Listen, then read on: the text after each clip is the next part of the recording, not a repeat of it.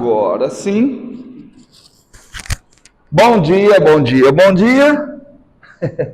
Para vocês é quase boa tarde, se vocês acordaram 4 horas da manhã, já passou boa parte do dia. Vamos lá, meus amiguinhos. Pessoal, alguém se lembra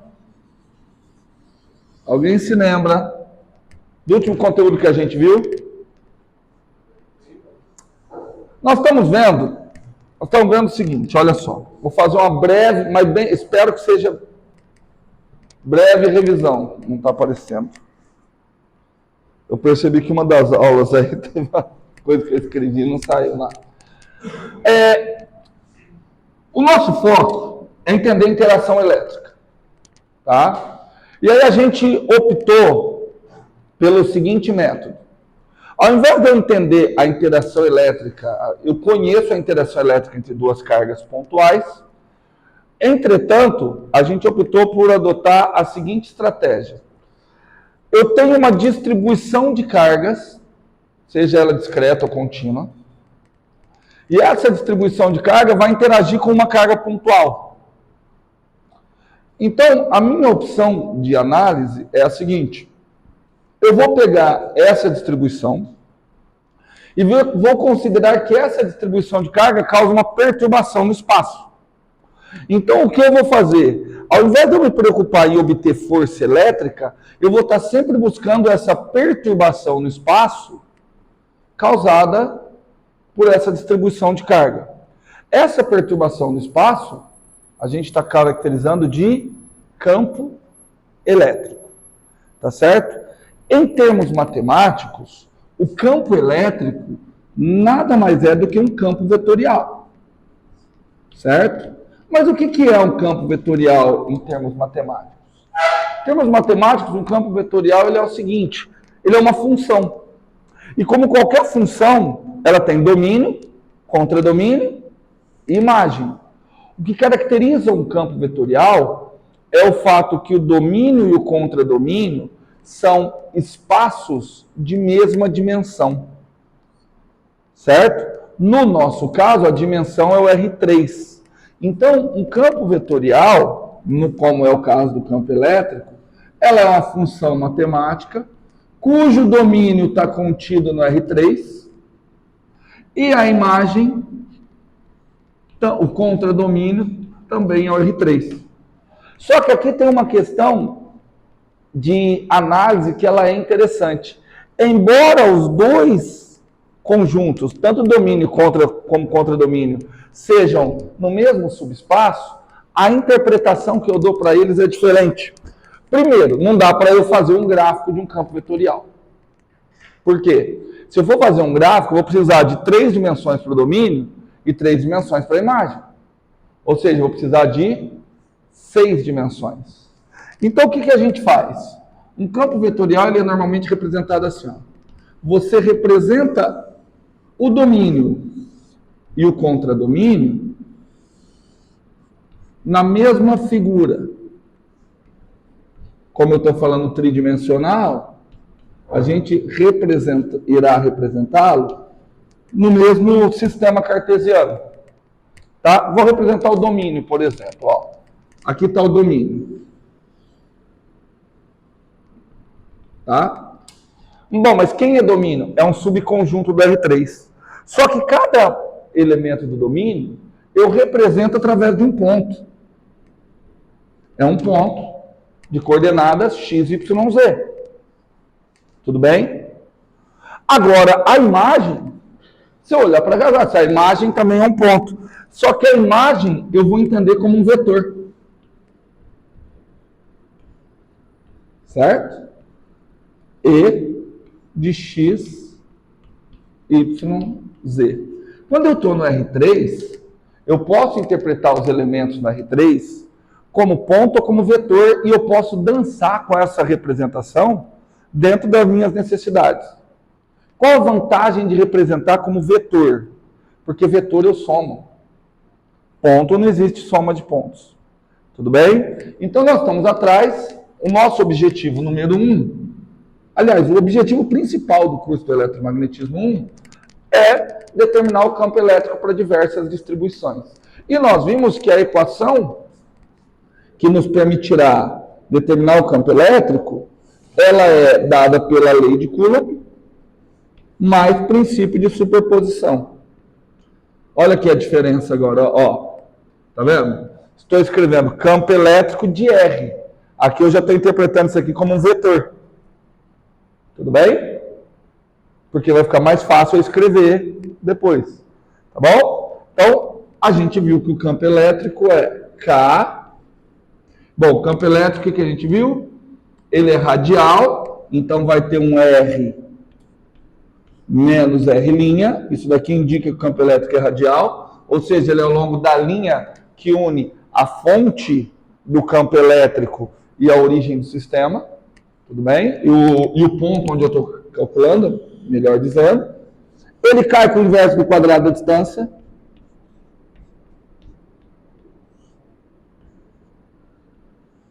E ele depende da carga-fonte, obviamente.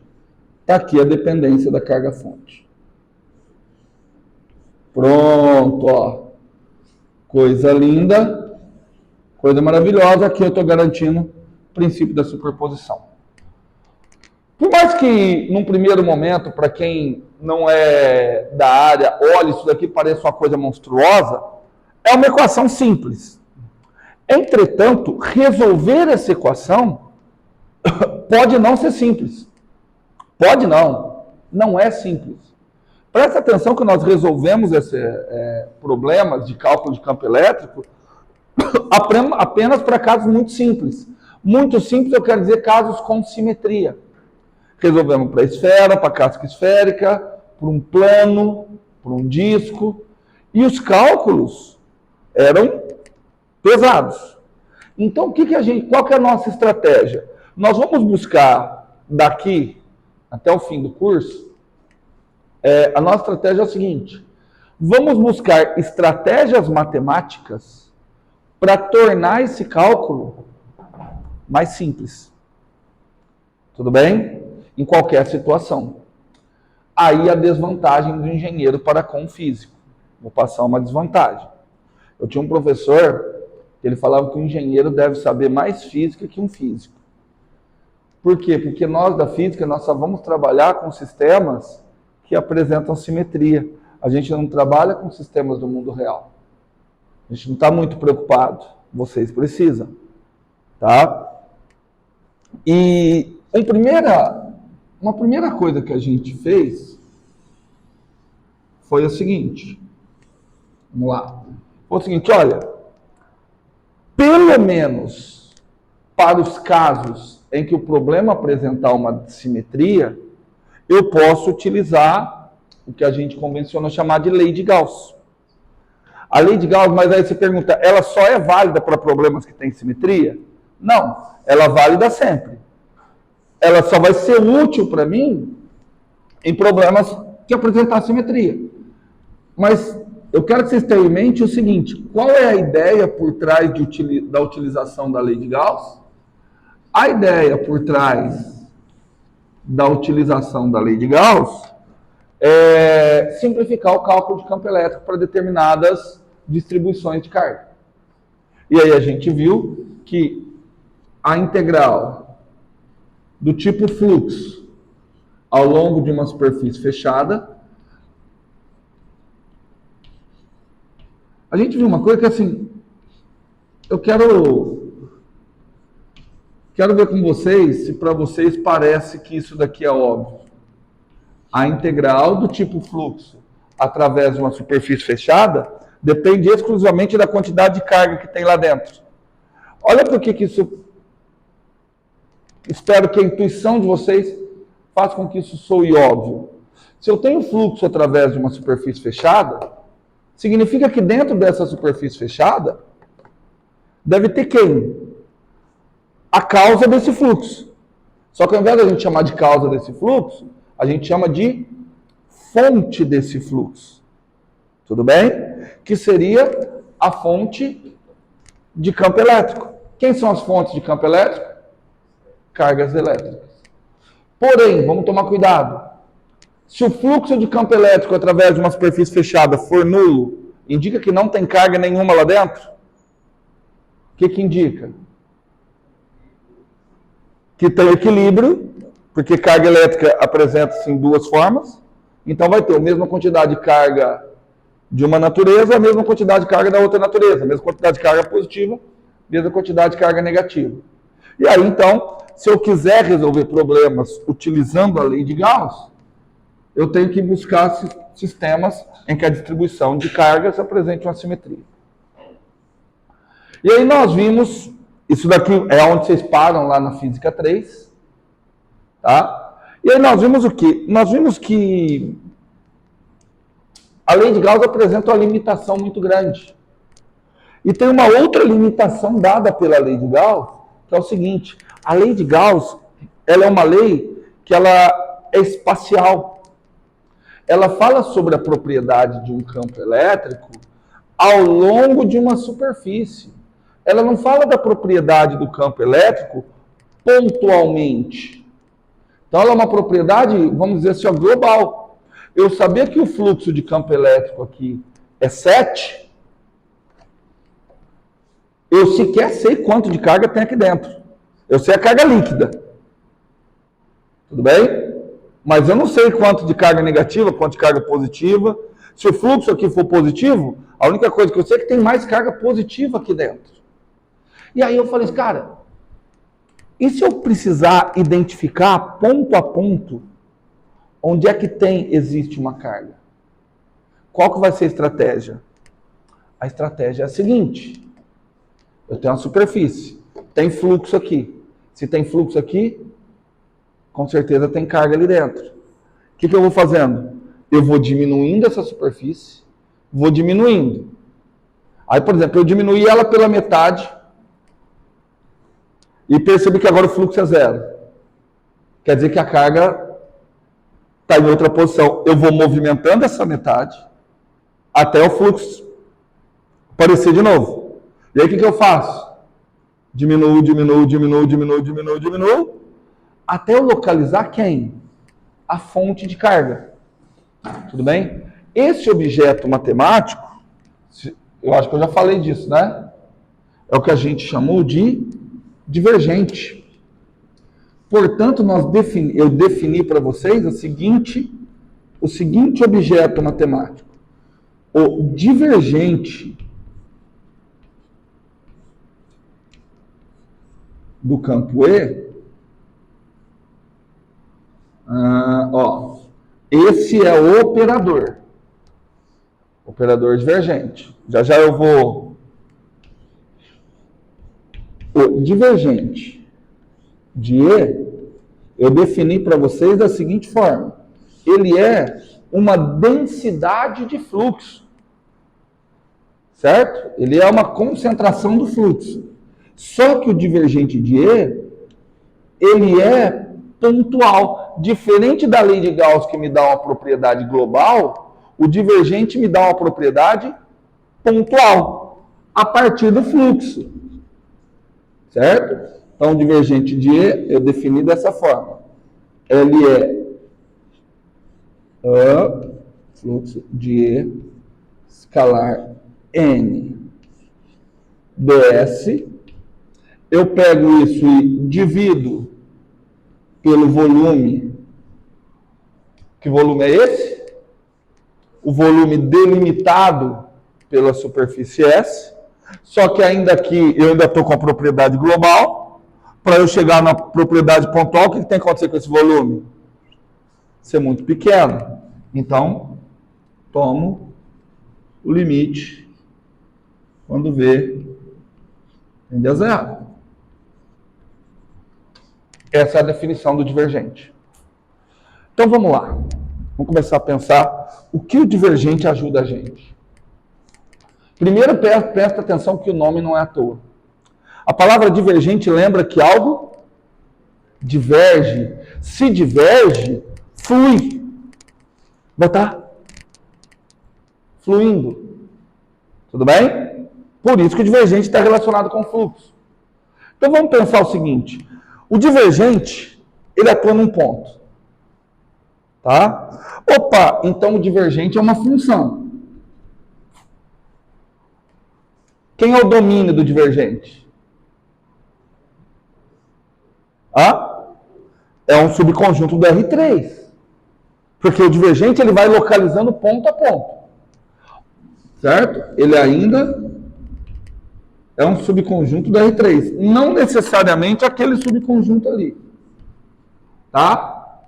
Não, tem que ser o mesmo daqui. E o contradomínio? Tem que ser os reais. Porque olha só, aqui eu vou resolver o quê? Um produto escalar. O resultado de um produto escalar é um escalar. Então o divergente, ele é um operador, ele é o que a gente chama de um campo. Ele também é um campo, porque ele atua em pontos do espaço. Só que ele é um campo escalar. Ele não é um campo vetorial. Cada ponto do espaço, ele vai associar um valor numérico. E agora cabe a nós interpretar o significado desse valor numérico. Certo? Se eu venho aqui, pá, nesse ponto o divergente deu 7. E nesse ponto o divergente deu 14. Que conclusão que eu tiro? Fala alto. Aqui eu tenho o dobro de carga. Positiva ou negativa? Positiva. Por que positiva? Porque o divergente deu positivo. Então o divergente ele vai funcionar, se for o divergente do campo elétrico, ele vai funcionar como um localizador de fonte de campo elétrico. Tudo bem? Agora, com muito cuidado, que essa é a parte mais pesada. Eu quero que vocês peguem bem essa parte, que eu vou retomar ela em eletro 2. E se eu vier aqui com o divergente aqui, e o divergente nesse ponto deu 0, que conclusão que vocês tiram?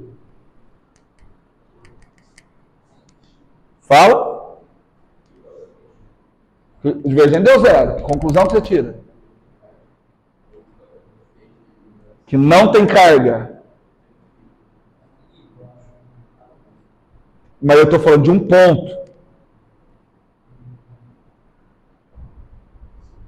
O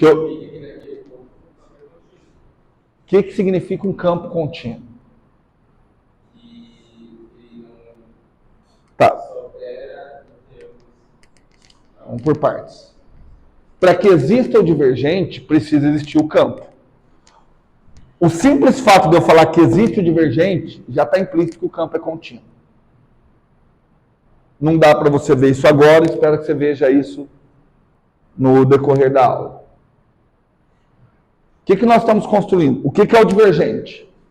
Eu calculo o fluxo e reduzo a área. Tudo bem? Então, peguei esse ponto aqui. Eu quero calcular o divergente naquele ponto. O que eu vou fazer? Eu vou pegar o fluxo através daquela área e vou fazer o quê? Reduzir o volume ocupado por aquela área. Tudo bem? Por exemplo,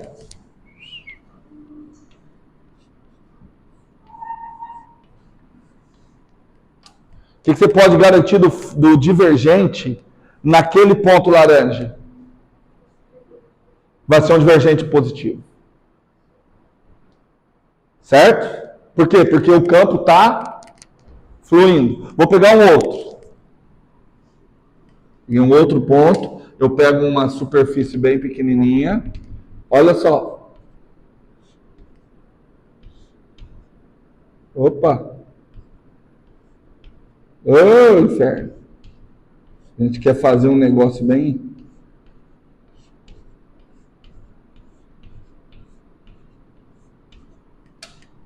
O que eu posso garantir do divergente ali?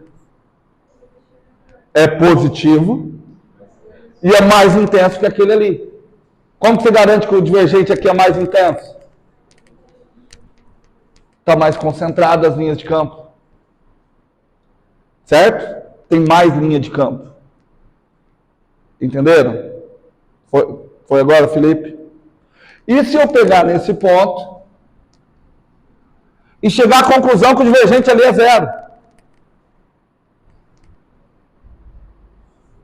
A primeira noção intuitiva que eu teria é o seguinte: não existe fonte de campo ali. Se eu entender o divergente como um localizador da fonte de campo, se o divergente é nulo, eu vou dizer que naquele ponto não existe fonte de campo. Só que isso não é verdade. A gente tem que tomar um cuidado. Por quê? Existe um negócio que a gente vai ver a hora que eu falar de potencial, chamado dipolo pontual. O que é um dipolo? Um dipolo é um arranjo entre cargas elétricas que estão presas mecanicamente, de modo que a carga total do sistema é nula. Então, presta atenção que eu estou falando de um dipolo pontual. Eu vou dar um zoom aqui. Isso significaria que aqui, ó, eu posso ter uma carga positiva e uma negativa bem próxima, mas muito próxima. Por isso que eu estou falando, é um dipolo pontual. Certo? E um dipolo pontual, o que acontece? As linhas de campo fazem isso. Certo? Quanto é que vai ser o fluxo em torno do dipolo? 0. Quanto é que vai ser o divergente?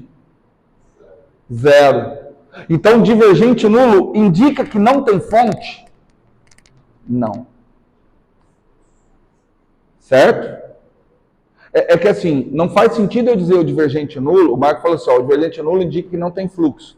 Não faz sentido eu falar assim, ó, o divergente nulo indica que não tem fluxo, porque fluxo é uma propriedade global. Divergente é uma propriedade pontual. Tá? Vem aqui comigo, vamos ver o povo do cálculo 4. Aqui o que acontece com as linhas de campo? Saem, estão divergindo. Por isso que aqui estão divergentes. O que acontece com as linhas de campo aqui? Elas estão divergindo? O que elas estão fazendo? O que elas estão fazendo? Circulando. Fala outro nome mais bonito para circulando. Rotacionando. Rotacionando, lembra aqui, operador rotacional. Ou vocês acham que o nome das coisas em matemática é gratuito? Certo? Então, se o divergente em um ponto der nulo, não indica que ali não tem campo elétrico. Certo? Perdão. Se o divergente der nulo, não indica que ali não tenha campo elétrico e não indica que ali não tenha fonte de carga. Se o divergente der nulo e o rotacional der nulo, pronto, ali não tem fonte. Entendeu? Mas se o divergente der nulo e o rotacional pode ser diferente de zero. Por que eu estou falando isso? Porque a hora que a gente for estudar o magnetismo, a primeira coisa que você vai ver é que o divergente do campo magnético é nulo. E aí você fala assim, ah, show! Divergente do campo magnético é nulo. Conclusão, não existe fonte de campo magnético. Pô, mas se não existe fonte de campo magnético, então não existe campo magnético. Não. Não existe uma fonte pontual de campo magnético. Não existe um monopolo magnético. Então, o divergente, ele é uma espécie de localizadores das fontes pontuais, das fontes monopológicas, estou inventando esse nome agora, de um determinado campo. Tudo bem? Pegou a ideia? Fala, Wesley, o que você não entendeu?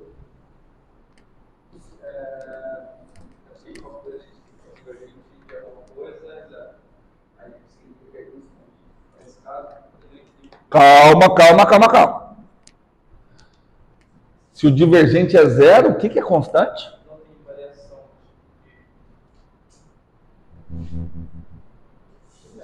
Não deixa quieto. Não, você tem que entender, ué. Tipo, ele não aumenta e não diminui os sentidos dos vetores. Tá, peraí, vamos tentar pensar. É que você tá... Vamos ver a luz disso daqui, ó. O que significa a luz disso daqui, divergente nulo? Que ao longo de qualquer superfície, porque o divergente está atuando num ponto. Você escolhe um ponto. Qualquer superfície no entorno desse ponto, o fluxo do campo vai ser quanto? Se o divergente for zero. Olha para a equação. Se o divergente é zero, quer dizer que esse lado é zero. Então, o que acontece com o lado de lá? É zero também. Mas o lado de lá está me falando de uma integral de superfície ao longo da superfície fechada. Só que superfícies muito pequenas. Então, se o divergente é nulo, ele está dizendo isso aqui, ó, peguei um ponto. Pega uma superfície aqui no entorno. Quanto é que é o fluxo através dessa superfície? Se o divergente nesse ponto é nulo? Zero. Se eu pegar uma superfície menor ainda, quanto é que é o fluxo através daquela superfície menor? Também é zero. Então o divergente está dizendo isso. Se eu quiser interpretar o divergente a partir da ideia de campo elétrico, a partir da ideia de campo, o divergente de um campo ser nulo indica que o campo não nasce e nem morre nesse ponto. Porque, olha só, imagina um campo que, por exemplo, aqui, ó. Eu vou desenhar um ponto e vou desenhar um negocinho aqui nesse ponto. Olha, estou pensando em inventar um monte de exercício para colocar no negócio de vocês. Ao invés de ficar calculando. Eu vou fazer um desenho e você vai me falar do divergente. Eu quero que vocês falem o seguinte, o divergente naquele ponto é positivo, negativo ou nulo? Tudo bem? A partir dessa ideia aqui.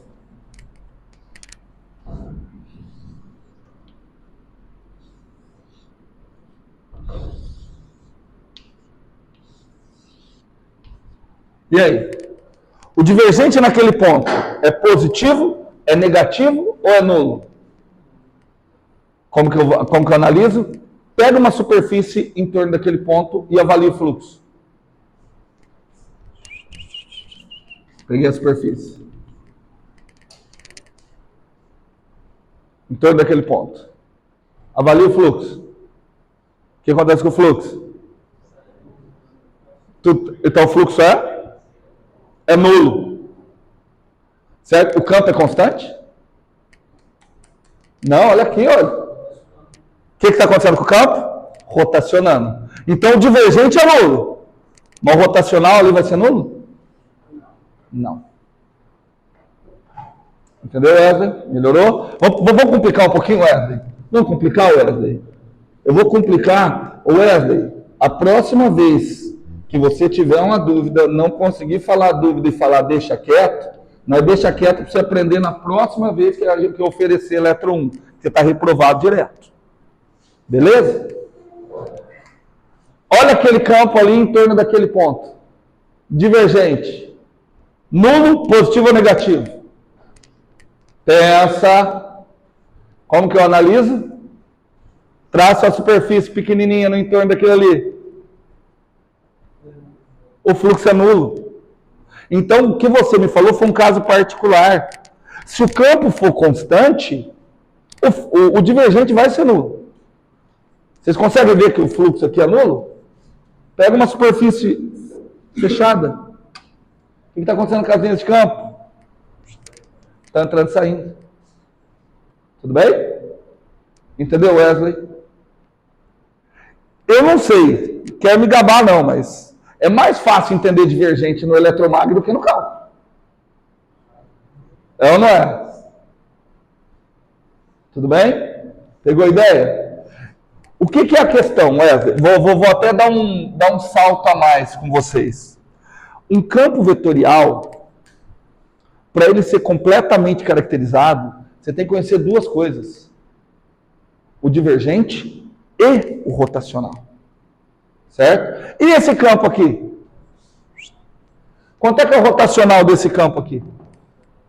Quanto? Zero. Porque o campo também não roda. Então, isso significa que nesse ponto não tem nenhuma fonte de campo elétrico. Por quê? Porque não tem divergente, isso significa que não existem os monopolos elétricos. E como não tem rotacional, também não tem dipolo elétrico. Então ali não tem fonte de campo elétrico. Nesse caso aqui, o divergente é nulo. O rotacional é nulo? Não, então isso é um indicativo o quê? Existe fonte de campo elétrico ali. Só que essas fontes são dipolos. Ou quadrupolos. Vocês só estudam dipolos, né? Mas existem os quadrupolos, existem os octopolos. Tudo bem? Entendeu? Parte conceitual show. Legal, né? Isso aqui é legal pra caramba. Bom, e só estamos na revisão.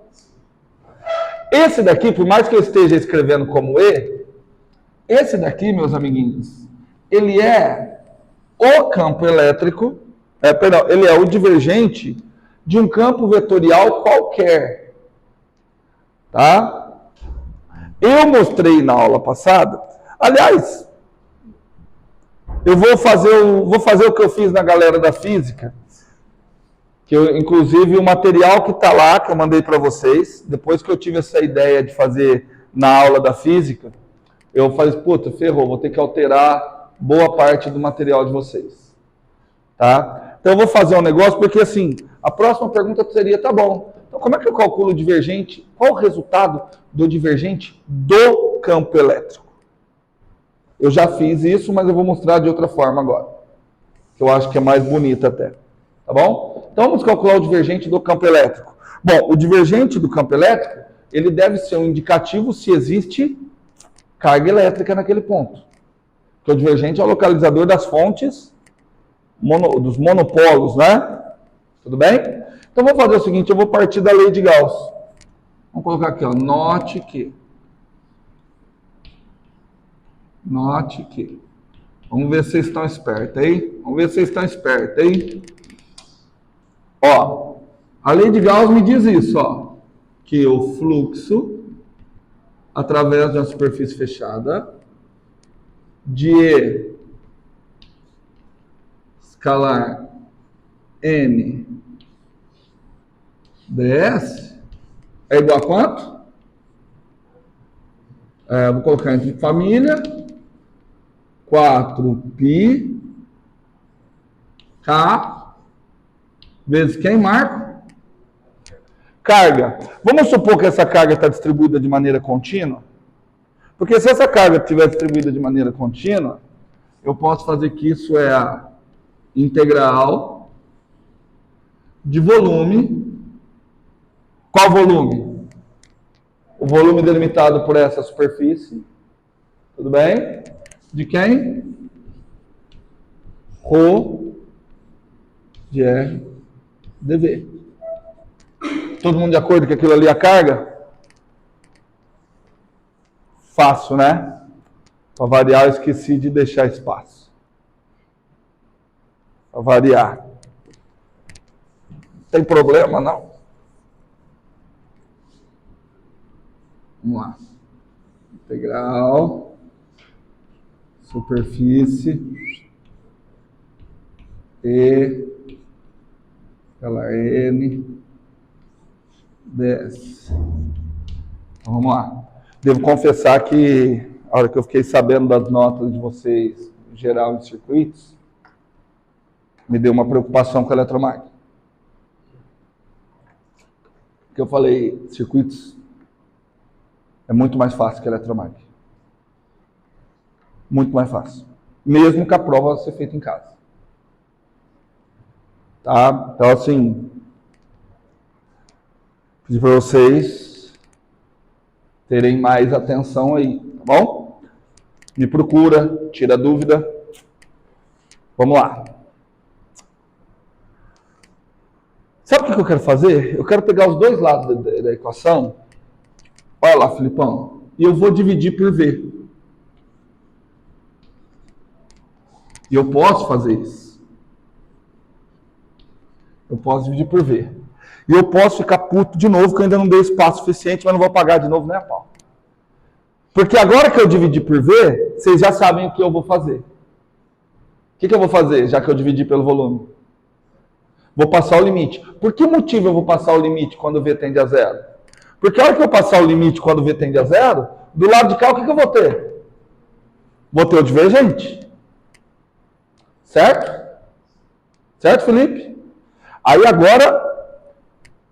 Gente, eu fiquei tão orgulhoso. Foi eu que... Essa demonstração que eu estou colocando para vocês, eu juro, fui eu que inventei. Não peguei de lugar nenhum. Vou pôr só no livrinho de vocês.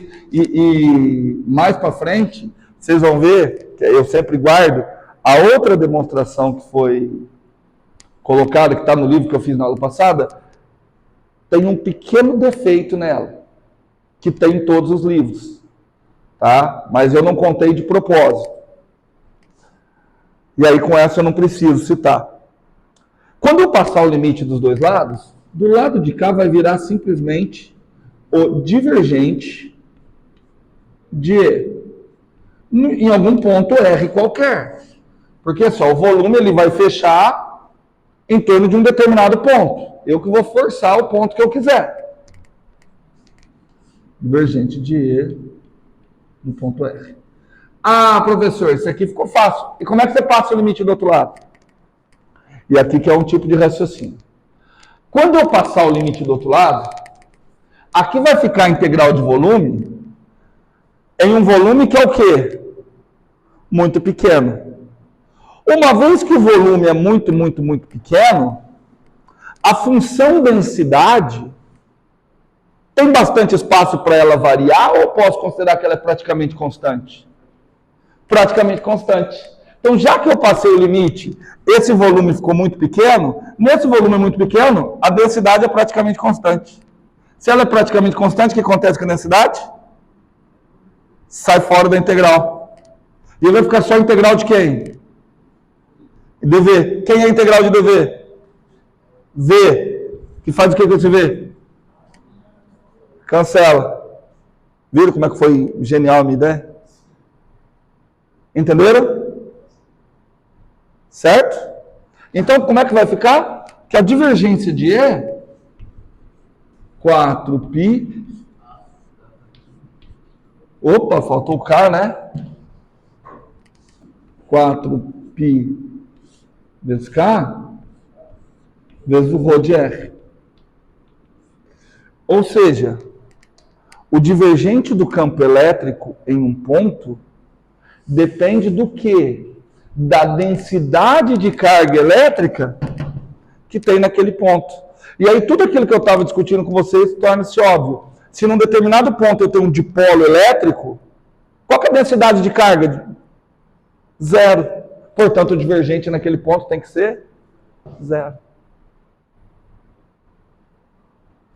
Essa é a primeira lei de Maxwell. Estamos juntos? Oi, Wesley? Só que aí agora vem... Que horas que acaba o recreio? 11. Vocês querem ir para o recreio e voltar, ou eu toco direto, antes das 11 a gente acaba e matou a aula. Vamos lá? Porque o lance é o seguinte. Vocês estão dizendo, estão fingindo, estão acreditando que estão entendendo tudo. Pelo menos o rostinho de vocês está me parecendo que vocês estão entendendo.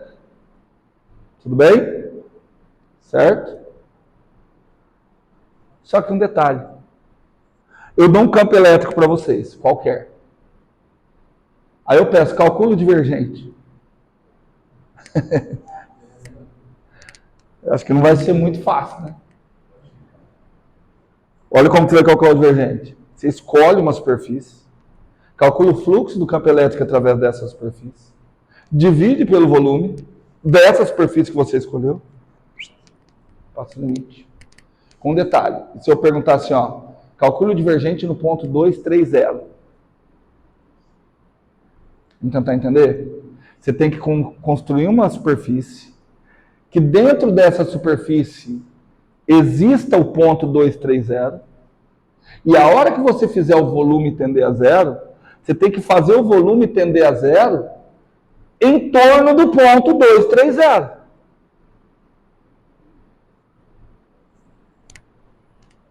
Está aqui o ponto 230. Aí eu peço para vocês, calcula o divergente. Você tem a equação do campo. Aí você tem que construir uma superfície. Aí você calculou o fluxo. Dividiu pelo volume. Você tem que fazer o volume tender a zero, né? Só que se você fizer o volume tender a zero, e ele tender a zero aqui, você não calculou o divergente nesse ponto. Você tem que fazer o volume tender a zero de modo que ele bata nesse ponto aqui.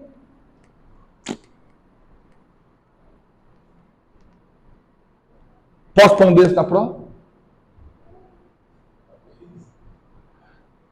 O que eu estou querendo dizer com isso? Essa maneira que eu apresentei o divergente, ela é uma maneira que nos dá uma intuição teórica do significado do divergente. Só que ela não é um método prático para o cálculo do divergente. E aí talvez esse é o problema que até hoje vocês sabem calcular divergente, mas não entendem o que ele significa. Porque o que vocês viram em cálculo 4? O método prático de cálculo. Então vamos entender como é que eu calculo o divergente. Certo? Então a partir de agora eu vou desenvolver o método de cálculo do divergente. E deixo vocês escolherem. Vocês querem calcular o divergente? Eu tenho liberdade de escolha do volume, não tem? Volume do que vocês querem fazer tender a zero? Eu vou dar 3 opções e espero que vocês entendam por que das 3 opções. Vocês querem fazer um paralelepípedo tender a zero? Vocês querem fazer um cilindro tender o volume a zero? Ou vocês querem fazer uma esfera tender a zero?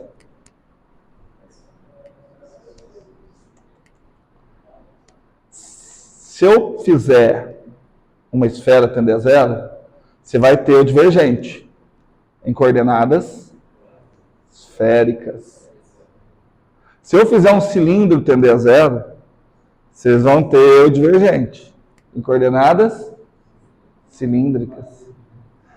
O paralelepípedo, eu vou ter o divergente em coordenadas retangulares. Tudo bem? Então eu vou fazer paralelepípedo. Traduzindo, eu vou ensinar vocês, e aí vocês vão ver como que as coisas são lindas e maravilhosas. Eu ensinarei vocês como é que a gente obtém o divergente em coordenadas retangulares. Já estou cantando a bola no exercício para a prova. Na prova vocês vão ter que obter para mim o divergente em coordenadas cilíndricas. Então, assim, presta atenção como que eu faço em coordenadas retangulares, que aí vocês vão ter ideia de como que vocês vão fazer para obter o divergente em coordenadas cilíndricas. Ok? Então, vamos lá. Não vou pôr o título aqui não, porque senão demora. Mas quem está anotando, escreve aí. O divergente em coordenadas retangulares.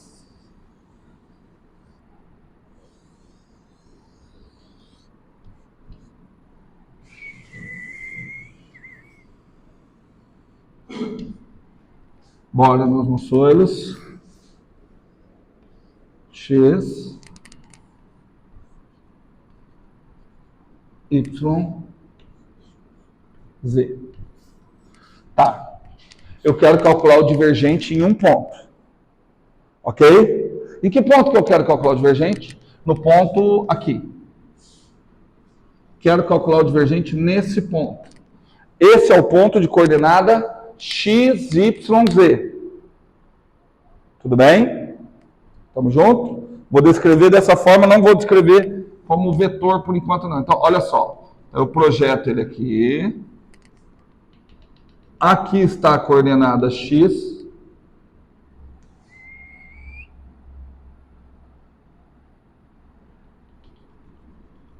Aqui está a coordenada Y. Aqui está a coordenada Z. Não é por nada não, mas ficou bonito, hein? Ficou bonito, Wesley? Oh, obrigado, Wesley. Olha lá. Não, ainda não está tão bonito não, mas vai melhorar. Certo? Então, eu quero calcular o divergente nesse ponto. Então, o que eu tenho que fazer? Eu tenho que criar uma superfície fechada e fazer o limite de forma que a superfície fechada se feche em torno desse ponto. Eu não quero calcular o divergente em torno naquele ponto. Como é que é o divergente? Limite, quando V tende a zero, do fluxo. Então eu tenho que pegar uma superfície fechada, que contém aquele ponto. E a hora que eu fizer o limite quando V tende a zero, essa superfície tem que fechar de modo a fechar em cima desse ponto. Tá? Que superfície que eu vou escolher? Eu vou escolher um paralelepípedo. Eu vou desenhar a primeira face desse paralelepípedo. Ok? Olha só. Para a primeira face, eu mantive a coordenada Z. Que outra coordenada que eu mantive? A X. Tá dando para perceber? Que se eu projetar aqui, ó, ele cai aqui. Mantive a mesma coordenada X, mantive a mesma coordenada Z. Não sei se isso aqui vai dar para vocês terem uma noção. Mantive a mesma coordenada Z. Se eu projetar aqui embaixo, mantive a mesma coordenada X. A coordenada Y deu uma variada. Então, qual que é o comprimento desse delta Y? Tudo bem? Estamos juntos? Esse ponto aqui, se eu for marcar, eu vou falar o seguinte, ó, ponto A, vou chamar esse ponto aqui de B. O ponto A é o ponto de coordenadas X, Y, Z. O ponto B é o ponto de coordenadas X, Y mais delta Y, Z. Todo mundo concorda? Certo, Felipe? Então tá, então agora eu vou mais rápido um pouquinho. Quem que eu mantive, quem que eu variei? Mantive X. Porque, ó, o X desse cara é o mesmo X desse cara. Mantive Y. Só variei Z.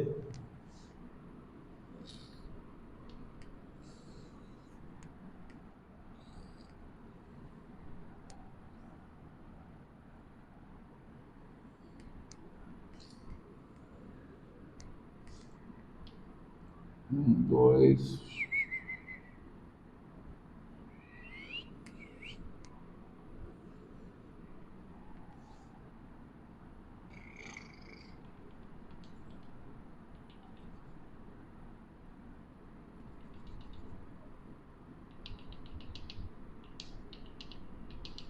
Estão percebendo?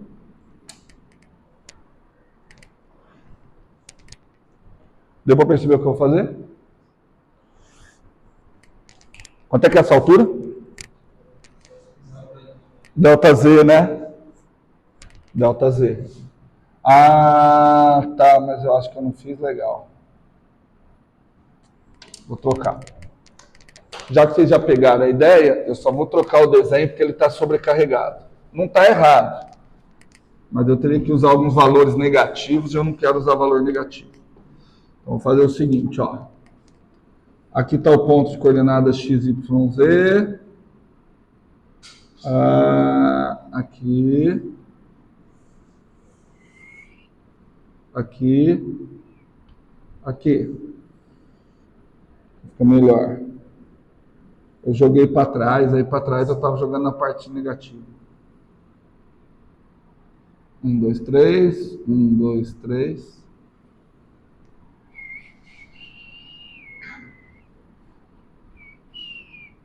Um, dois, três.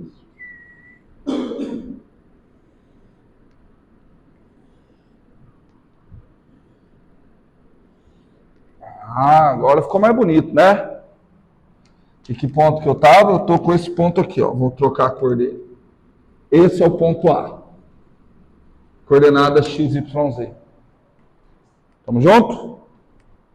Tamo junto? Eu vou pegar mais dois pontos. Legenda. ponto A, ponto C mundial, ponto B, todo mundo concorda?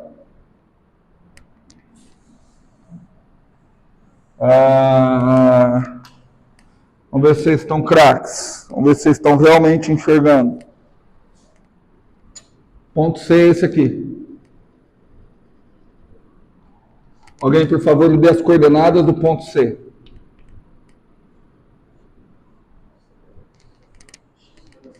X mais delta X, Y, Z. Certo? Porque esse plano aqui é paralelo a esse. Tudo bem? Então, vamos lá. X mais delta X, Y, Z. Tem mais um? Vou precisar de mais um.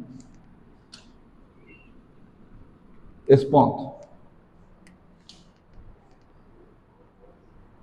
O mesmo X, mesmo Y, quem que variou? Z. Certo? Esse é o ponto D, né? Ponto D. X, Y, Z mais delta Z. Ótimo. Tá bom? O que eu vou fazer, gente? O paralelepípedo ele tem 6 faces. Eu vou calcular o fluxo através de 2 faces só. E aí, a partir daí, eu vou ver se existe alguma regularidade para a gente determinar quanto que é o fluxo através das outras. Tudo bem? Ok? Então, vamos lá. Eu vou escolher a primeira face. Eu vou escolher a face paralela. Cadê o giz, cara? Vou escolher a face paralela ao plano XZ. Então, vamos calcular o fluxo do campo. Não é necessariamente campo elétrico. Vamos calcular o fluxo no campo através daquela face. Não se esqueçam que essa face é pequena, bem pequena. Se ela é bem pequenininha, eu posso já começar com algumas aproximações. Por exemplo, para eu fugir da integral do tipo fluxo, eu posso considerar que aquela face é pequena o suficiente para dizer que o campo tem pequenas variações ali. Ou seja, o campo é praticamente constante nos pontos daquela face. Por que essa aproximação depois vai se tornar uma igualdade? Porque no fim eu não vou ter que passar o limite. Então, tá de boa. Então, nesse ponto aqui, olha o que eu tenho. O campo vai estar para cá. Esse é o campo. Mas esse é o campo em que ponto?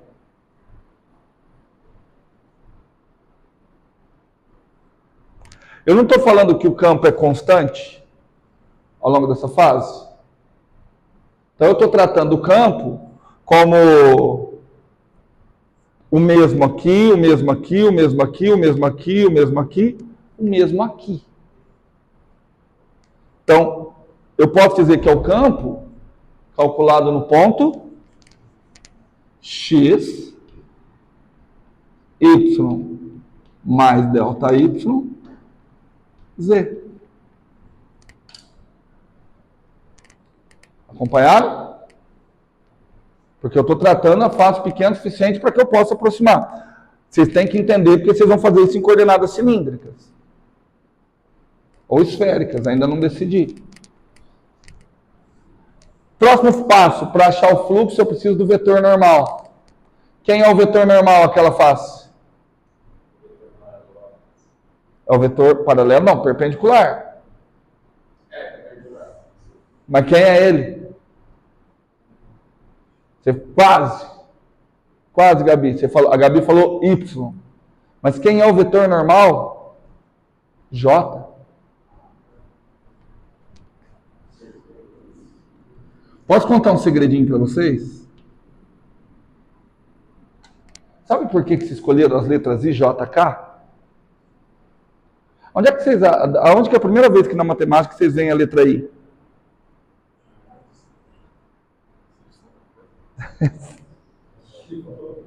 Não, cada vez eu tenho mais certeza. As perguntas mais óbvias são as mais difíceis. E lembra imaginário. Imaginário de número complexo. O J e o K também são de números imaginários. Por isso que na engenharia elétrica você usa o J tranquilo. Só que aí são números complexos de 3 dimensões. Porque você tem um número complexo, ele tem uma parte real e uma parte imaginária. O número complexo grandão, ele tem 4 dimensões. Uma parte real, 3 imaginárias. Aí as outras 2 imaginárias é o I, o J e o K. Aí a gente chama de quaternions. Tá bom? Mas tá ali. Certo?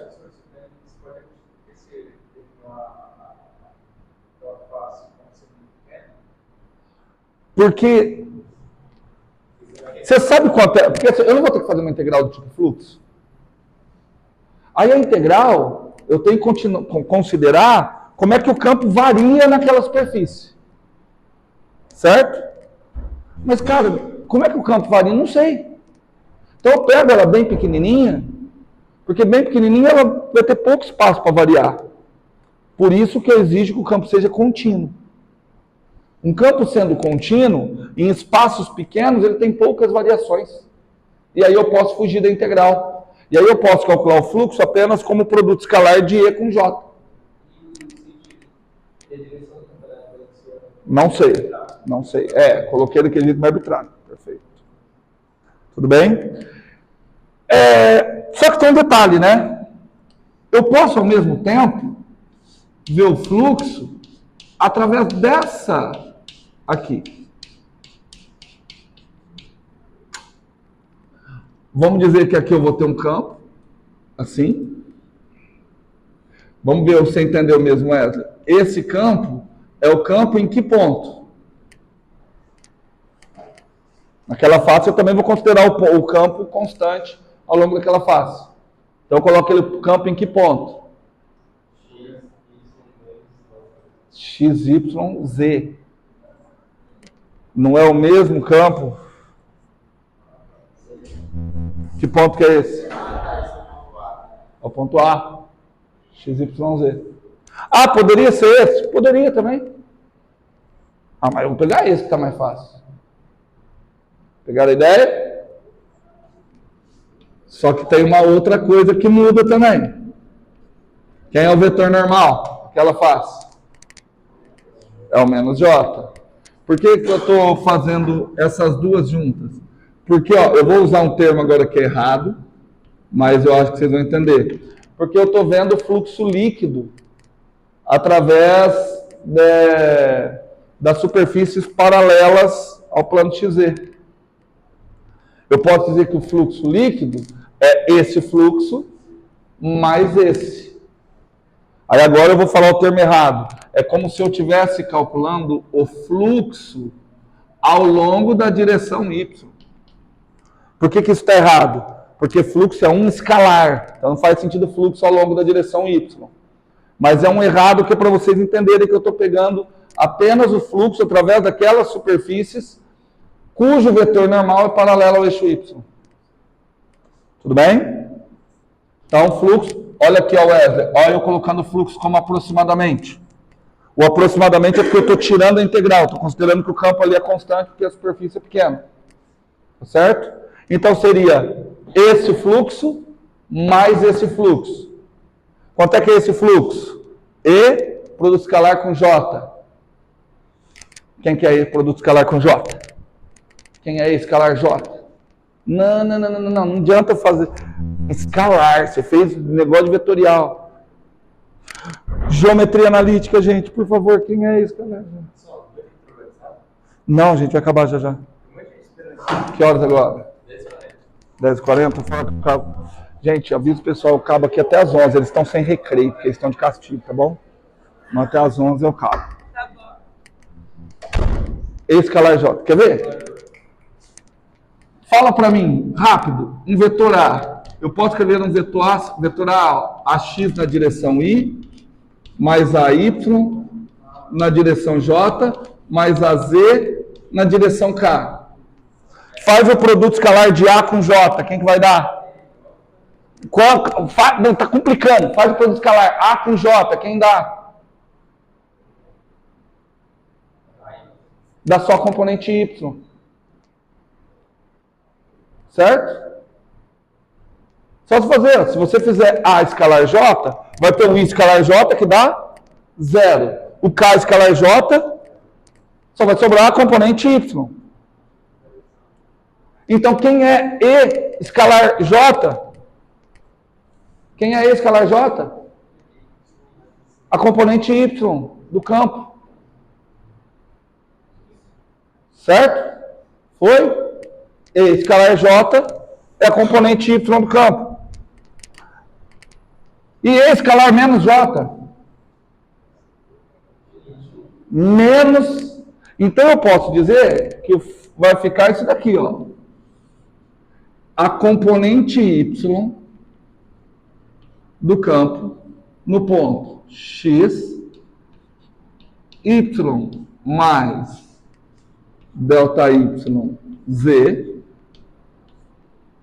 porque eu fiz esse produto escalar, e esse produto escalar deu apenas a componente Y desse campo. Tudo bem? Mais o produto escalar aqui. Só que o produto escalar aqui vai dar quem? Menos a componente Y, Felipe, não é menos E. Menos a componente Y, XYZ, vezes a área. Certo? Qual é a área que eles estão? Que está fluindo? Qual é a área, gente? Hã? Gente, é tão difícil assim ver a área. Não está variando X. Não, está variando. Delta X. Delta Z. Tudo bem que a área é delta X, delta Z? Certo? Delta X, delta Z. Delta X, delta Z. Se eu deixei um espaço, vocês já devem saber para que eu deixei um espaço. Tem delta X, delta Z, eu estou doidinho para pôr quem? Posso pôr o delta Y ali? Se eu pôr o delta Y em cima, o que eu tenho que fazer? Colocar embaixo. Delta Y. Coloquei em cima. Coloquei embaixo. Agora vem o truque genial. Aquilo ali é o fluxo. Certo? Só que eu não quero divergente. De novo, a grosso modo, eu vou ter a componente Y do divergente. Por que grosso modo? Porque divergente é um escalar, ele não tem componente. Certo? Mas o divergente, o que eu tenho que fazer? Dividir pelo volume e passar o limite. Certo? Aqui o volume.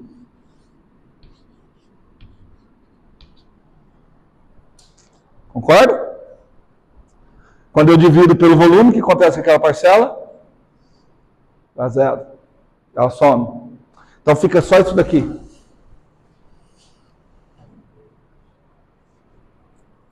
E quando eu passar o limite? Quando eu passar o limite, vai ser o limite, quando o ΔV tende a zero, do fluxo através de Y, certo? Só que o ΔV ele é composto por ΔX, ΔY e ΔZ. Só que o ΔX e o ΔZ já foram embora. Então eu posso considerar apenas o ΔY tendendo a zero. Certo? Então o limite, apenas quando o ΔY tende a zero, vai me dar a componente Y do divergente. Que seria eu escrever limite quando o ΔY tende a zero de tudo isso. Cálculo 3. Estou com uma função de 3 variáveis. X, Y, Z. Fixei duas. Estou variando só uma. E estou passando o limite quando essa variação tende a zero. Como se chama isso? Derivada parcial. Derivada parcial em relação a que variável? Y. É a derivada parcial em relação à variável y. E percebe que a hora que eu passar o limite tendendo a zero, vai ficar em torno de qual ponto? x, y, z, que é o que eu tinha programado desde o começo. Portanto, a componente y do fluxo é a derivada parcial relativamente a y da componente y do campo, no ponto x, y, z.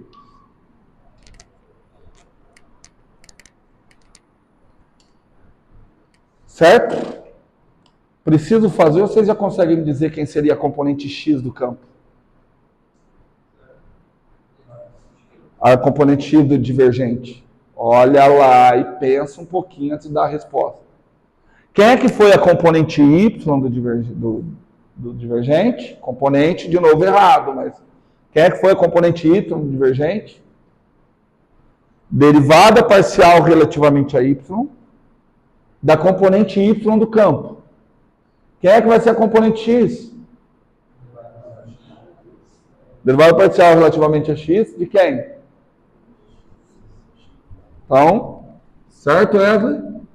Portanto, eu vou escrever aqui, ó. O divergente do campo E, quando calculado num ponto de coordenadas x, y, z, ele é facinho. Aí agora você lembrou de cálculo. Tá vendo que não está em vetor, né? Ele é quem? Ah, esqueci de escrever aqui, ó. Ele é a derivada parcial da componente x no campo. Em relação à componente x, não deixei espaço, mas é, obviamente, no ponto de coordenadas x, y, z. Mais derivada parcial relativamente variável y, mais derivada parcial relativamente variável z. Simples assim. Tudo bem? Aquela notação, escrever o divergente assim, ele nos dá uma ideia. Ele me dá uma ideia de simplificar essa notação. Vou mostrar essa ideia para vocês e aí a gente encerra por hoje. Olha só. Eu vou escrever sem colocar a dependência de x, y, z, tá? Mas fica implícito. O campo E, um campo qualquer, ele tem a sua coordenada x na direção y, coordenada y na direção j, uma coordenada z na direção k. Vocês viram em cálculo que existe um operador diferencial, e aí de novo, Felipe, se é um operador diferencial, ele só atua em funções contínuas, por isso que o campo, para aplicar tudo isso que eu estou falando, ele já tem que ser contínuo, tá? Que é o operador nabla. Ele é um operador, mas a gente pode simbolizá-lo da seguinte forma. Eu vou falar muito desse operador a hora que eu falar do potencial elétrico.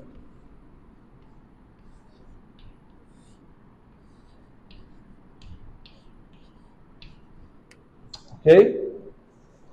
Quando eu olho que a divergência do campo é del E, del X, mais del E, del Y, mais del E, del Z, me dá a impressão, presta atenção que é só impressão mesmo, que eu estou fazendo um produto escalar entre aquelas duas coisas. Porque olha só, se você imaginar que isso aqui é um vetor e ser capaz de fazer um produto escalar, quando você fizer um produto escalar esse com esse, o I com I dá 1, então o operador derivada parcial em relação a x tem que atuar na componente x. Aqui dá zero, aqui dá zero. Quando você vai aqui dá zero, aqui vai dar o operador derivado parcial relativamente a y da componente y do campo. Então, consegue enxergar aqui que dá a impressão que aquele resultado é um produto escalar?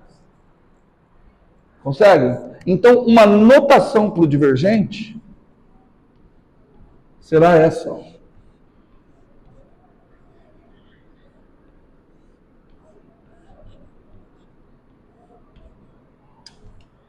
Presta atenção que isso é uma notação para o divergente. Ok? E o que essa notação nos ajuda? Ela nos ajuda a lembrar que o divergente é um escalar.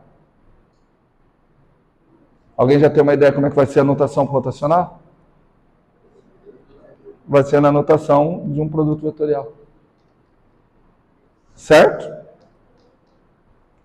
Por hoje, é só.